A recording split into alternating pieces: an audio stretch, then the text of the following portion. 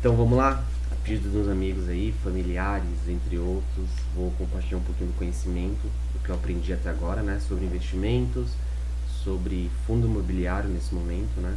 Não consigo passar tudo em um vídeo só. A gente vai dar continuidade naquilo que a gente já estava vendo.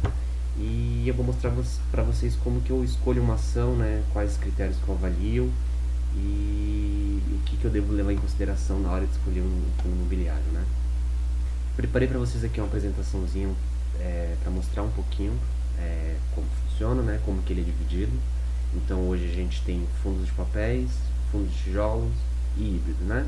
Papel, temos CRIs dentro, né, que são certificados recebíveis imobiliários. Temos de tijolo, dentro do tijolos temos os segmentos de logística, shopping, lajes, hotéis e entre muitos outros que tem lá dentro, tá? Não consegui colocar todos aqui. E o híbrido. O híbrido nada mais é que tijolo e papel. Então, é um fundo imobiliário que tanto tem CRIs quanto imóveis físicos, né? Então, quando eu falo de tijolo, são imóveis físicos e papel é quando o fundo imobiliário emite CRIs e quer emprestar o dinheiro para empresas, enfim, para empresários e eles pagam os juros. Assim, de forma bem simples é isso, para quem não sabe. Então, qual critério devo avaliar, né? Nesse caso aqui são os critérios. Então, o primeiro critério que eu avalio é o preço, né? O PVP, que é o preço sobre valor patrimonial. Ele precisa estar 1 ou abaixo de 1, né? Então, a gente está passando no momento que todos os fundos imobiliários caíram devido à alta da Selic, então todos os fundos estão descontados. A gente procura sempre fundos com esse desconto que seja abaixo de 1. Então, se o preço sobre VP estiver em 1, significa que ele está no preço justo. Abaixo, ele está com desconto. É como se eu comprasse um imóvel que vale 1 milhão, eu estou pagando 970 mil. Estou com 3% de desconto aqui nesse imóvel aqui, por exemplo, tá?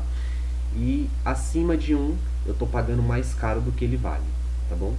Então, você pega o valor patrimonial, nesse caso aqui ele tem, se eu juntar todos os imóveis, ele tem 1,34 bilhões, e divido pelo número de cotas, 147 milhões, eu tenho um valor patrimonial de 9,10.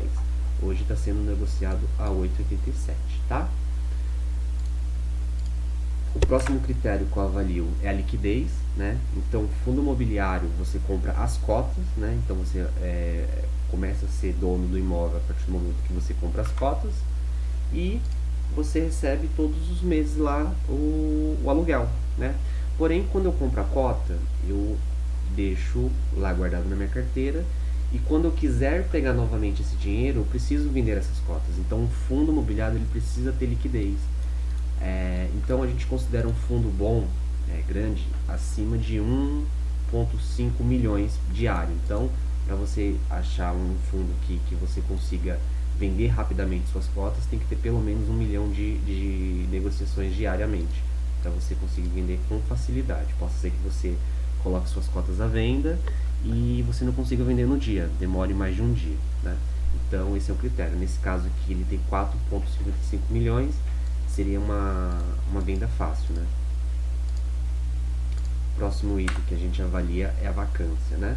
A vacância nada mais é do que se o imóvel está vago ou não, né? Então, daqueles imóveis que ele tem posse, quantos estão desalugados, né? Quantos precisam alugar ainda, que não estão gerando renda, por consequência você está recebendo menos, né? Então é menos aluguel para receber. O ideal é que seja pelo menos abaixo de 10, tá? Nesse caso aqui o Gary ele está com a vacância zerada, ele tem todos os imóveis alugados, então chequezinho, passou no nosso teste aí. E o próximo item que eu avalio é se o fundo ele paga constantemente os rendimentos, né? Então você consegue ver aqui nos últimos 5 anos, né? Então você vê que constantemente ele nunca falha nos pagamentos, né? Então todos os meses aqui desde 2020 tem um histórico, ele está pagando constantemente. Se colocar no máximo aqui, ele só vai até 2020. Então mais um cheque, belezinha. Próximo item, se são imóveis de qualidade, né? Então, quando você vai ver o fundo, você consegue analisar a carteira do fundo, né? Nessa carteira do fundo você tem aqui dentro, né? Você tem um relatório gerencial e praticamente todos os fundos eles colocam os imóveis que ele tem em posse, né? se você for analisar aqui, você consegue ver os imóveis. Então, nesse caso aqui, são imóveis na Angélica, Vila Leopoldina, Sabará. Então, assim, são imóveis de qualidade, são imóveis que se precisar trocar o inquilino, vai se alugar fácil novamente. E é tranquilo. Búzios, Rio de Janeiro, Brasília, assim, imóveis de qualidade. Então, é outro item que a gente precisa olhar com carinho. E por último, a diversificação de inquilino, né? É importante a gente não ter uma concentração de inquilino na carteira. Por quê? Se eu tenho 10 imóveis e esses 10 imóveis são do mesmo inquilino, pode acontecer desse inquilino passar por algum problema, o mercado, acontecer alguma coisa com o mercado e esse inquilino passar por dificuldades, onde ele não vai conseguir pagar aluguel. Por consequência, todos os imóveis vão passar a não pagar aluguel, ou seja, eu vou parar de receber o aluguel mensalmente, né? Então, esse é um problema muito grande. Então, quando você for analisar um fundo imobiliário, é interessante você procurar fundos que tem diversificação de inquilinos, né? Então, que tenha 10, 15, 20, 30. Quanto mais o número de inquilinos diversificado, melhor. Então, são locatários high grade, que a gente fala, né? Que são locatários de qualidade, onde são grandes players do mercado. Então, tem a Air Liquide, que é do setor de gás industrial, Abate, de bens de consumo, Grupo Mateus, que é um varejo muito famoso lá no Nordeste, Grupo Pão de Açúcar, que é do varejo, né? Então tem os atacadões lá, os varejos do Grupo Pão de Açúcar. Almanara, apesar dela não ter a avaliação, mas ela é apenas 2%. Então significa, se a Almanara tiver algum problema, ela é apenas 2% da nossa carteira. Então ela é um valor muito pequeno do todo que a gente tem, por ela não ser um play com avaliação boa, né? Na verdade, ela não tem a avaliação.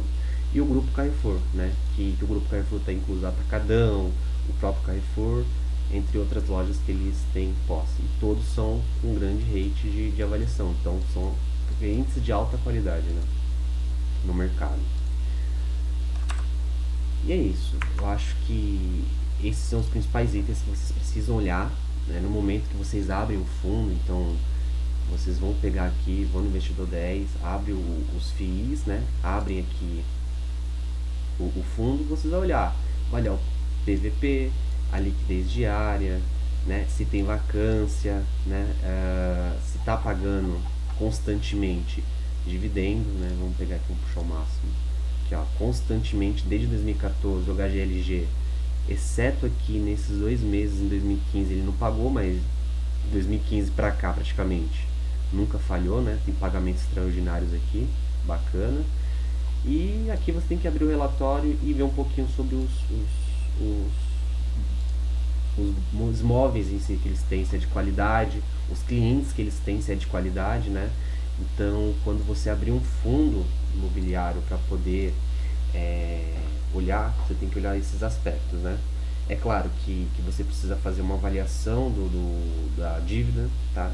Tem que fazer uma avaliação se o fundo está endividado, tem que fazer uma avaliação se o fundo tem caixa para pagar essa dívida, mas isso é uma coisa que é um pouquinho mais para frente. Então, para quem está aprendendo agora, esses são os principais itens que você precisa olhar.